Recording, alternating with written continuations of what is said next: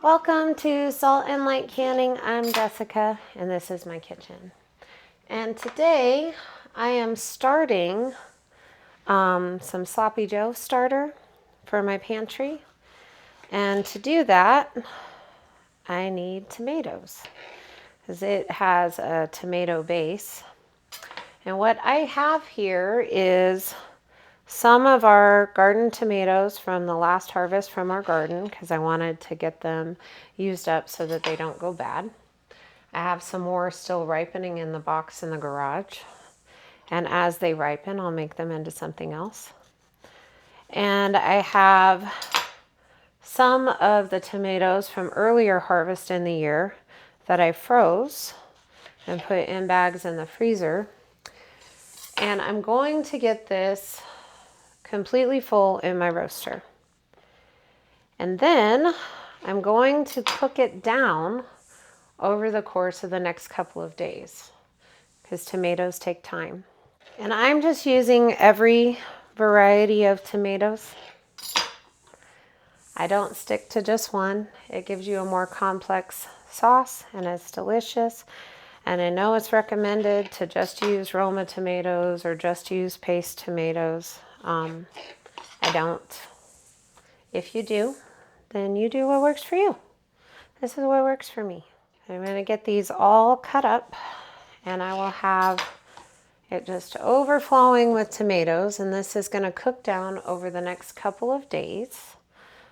And then I will come back and finish off my sauce. So my Sloppy Joe starter is just the sauce that goes over the meat to make Sloppy Joes, and it's delicious and we love it. And we use it to make lots of things, not just Sloppy Joes, because it's delicious. Over the course of the next couple of days, these are going to cook down. And in probably not tomorrow, but the next day, I will blend them up and put them through my food mill and finish off our sauce. But today, I'm just starting the process. So in my turkey roaster, I have it on about 225 or 250. I have like 4-gallon bags of frozen tomatoes and then a couple of colanders full of fresh tomatoes. I'm just getting them cut up so they can start cooking down. So anyways, I'm going to get this filled up. I'll be back probably in the next couple days when I'm doing something else. Well, I am back and I'm going to finish up my Sloppy Joe sauce.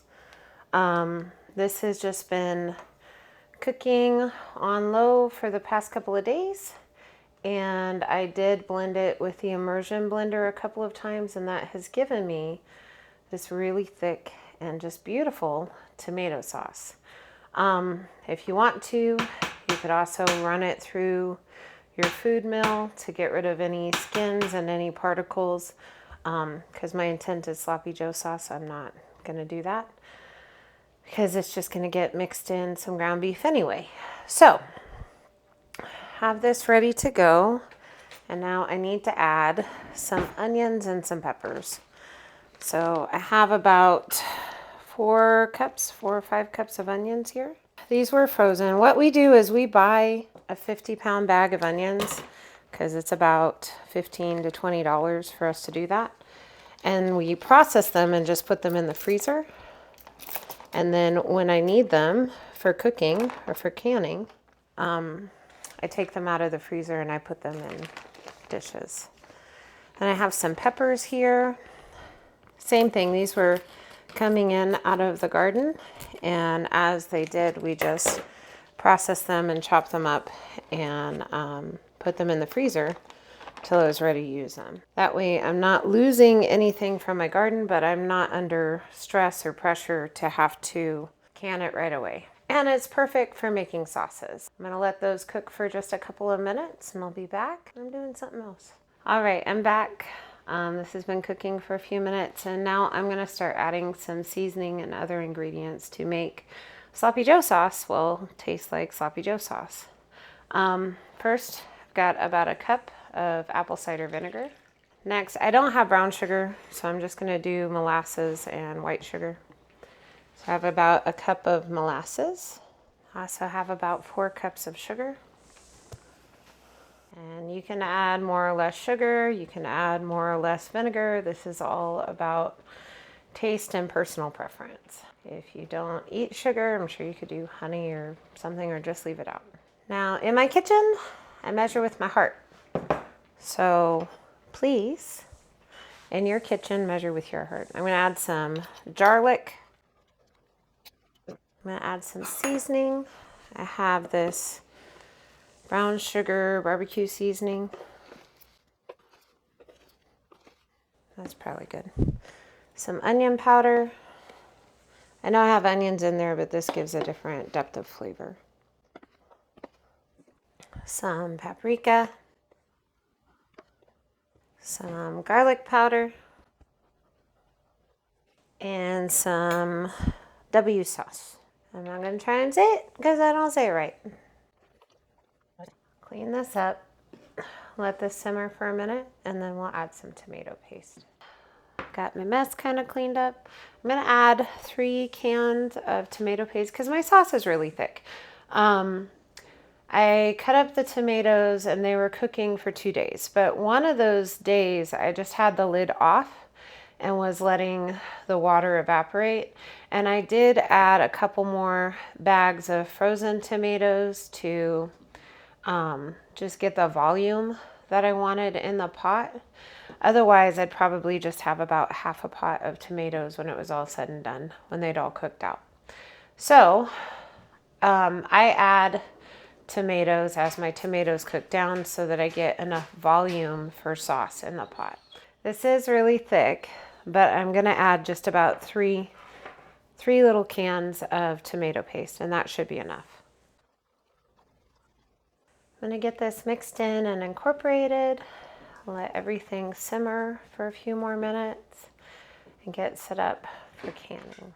Just the #1 key with tomatoes and tomato sauces is patience. It really does take a day or 2 for your tomatoes from your garden to cook down enough to make a wonderful sauce. And if I'm going to take the time and make a sauce that we enjoy eating and that I'm going to can it and put it on the shelf, I want to make sure that it's the way that we like it. And you're not going to find anything better than tomato sauces that you make.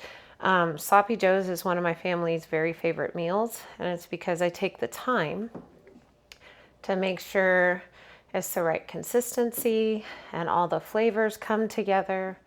So anyway, I'm gonna let this cook for a little bit longer and get my jars and stuff out. I'll be back when I'm putting it in jars. So what I'm doing now is I'm going to add about 1/4 teaspoon of citric acid for each quart jar for my tomato sauce. Do I feel that this is strictly necessary? No. Is this just an added step of precaution for my family when I'm canning? Yes. I will be water bath processing my sauce. Have I pressure canned it in the past? Yes. I don't particularly like the result that I get when I pressure can my tomatoes. This is just personal preference. If you are strictly following the National Center for Home Food Preservation, please pressure can your sauce. I'm not going to. I don't feel that I need to. I have enough acid, I have sugar, I have double checked all of those things for my sauce, so I'm not concerned. But if you're concerned, please, pressure can your sauce. There is a recipe and timing that I would follow for pasta sauce without meat on the National Center for Home Food Preservation. I used to follow that timing all the time. And a couple of years ago, they had a time on there for water bath canning your sauce for 35 minutes. And now it's not there anymore. I'm still perfectly comfortable with processing my sauce in the water bath canner. If you're not, then don't do it. It's that simple. Quite frankly, okay, now we're going to talk about it. I am not going to be afraid in my kitchen, especially for something that I have done for years and years and years. I have little test strips. I could test my sauce if I felt the need. I don't. When you're canning, you need to follow safe practices, absolutely. And I just don't follow recipes all the time. For anything tomato related that's not soup, or I haven't added any kind of animal product to it, I will probably always water bath can it. I like the result better that I get with water bath canning.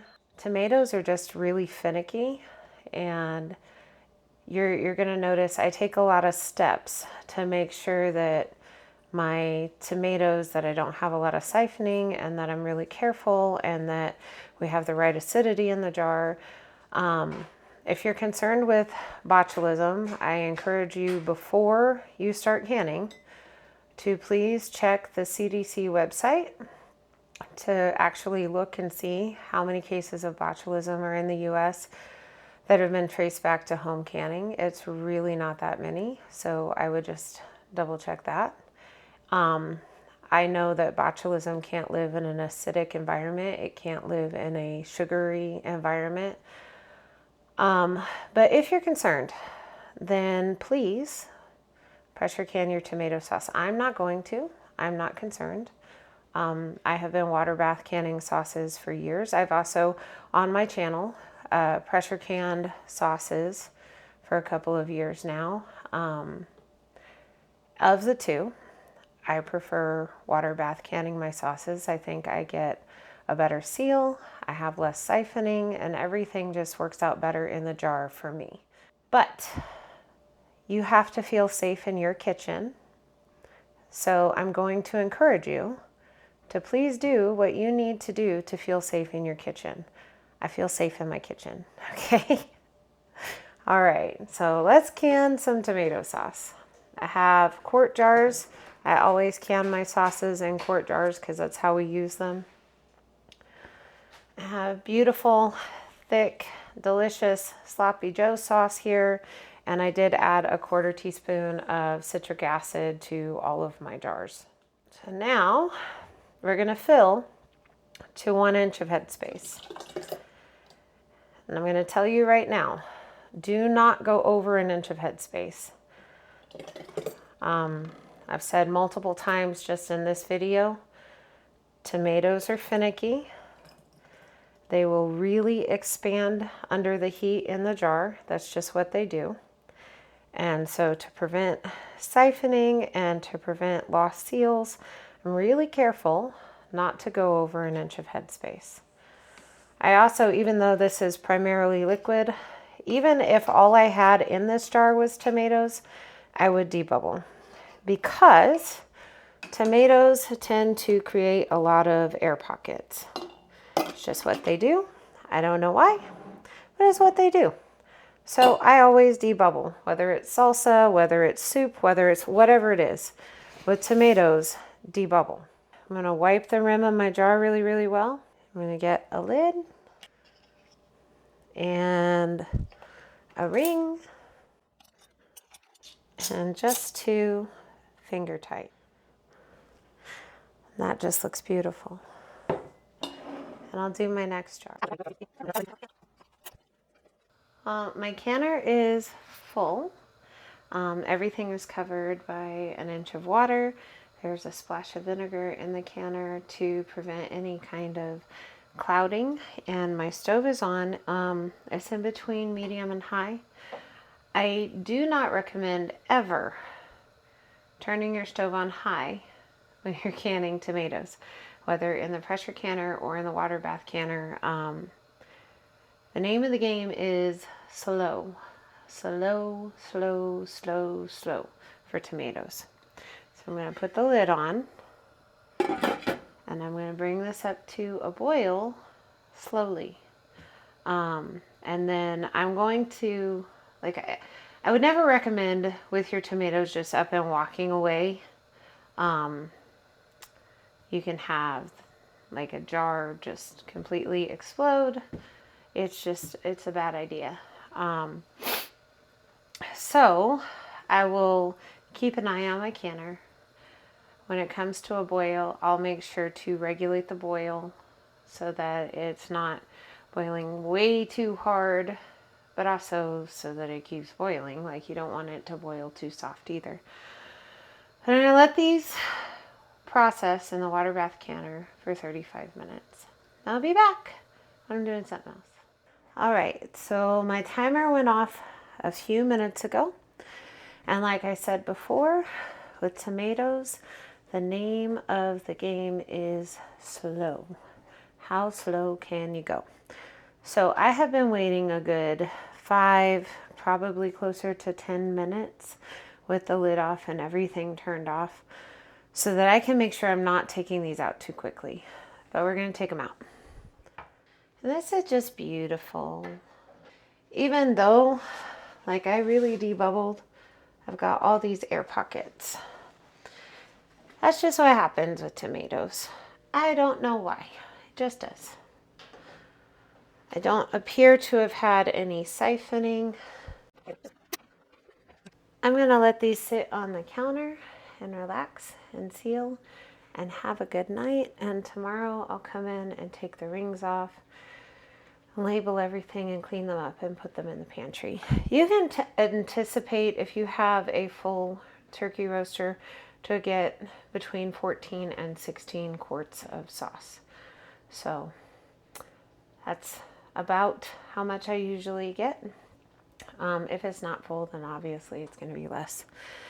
But anyways, I hope this blessed you. I hope this helped you. I really wish someone had told me things about tomatoes, because I didn't understand and I was really stressed out about tomatoes, especially after you take all the time to grow them and not having my jars seal and not having everything work out. But when I do tomato sauce like this, it always works. So give it a try. I think you like it. Anyways, be so blessed. Know that you're loved and be a blessing to someone else. I'll see you in the next video.